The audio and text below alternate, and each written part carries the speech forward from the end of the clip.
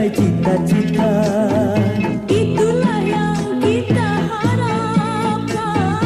Bagaimana kalau kita berpisah? Apa yang akan kita lakukan?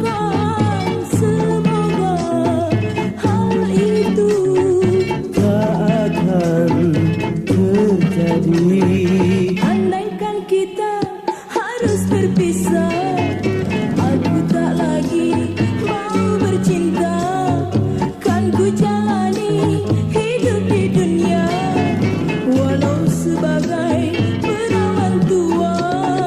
Sungguh cintamu suci mulia, aku percaya engkau setia. Apabila memang harus berpisah, ku rela jadi jejak tua.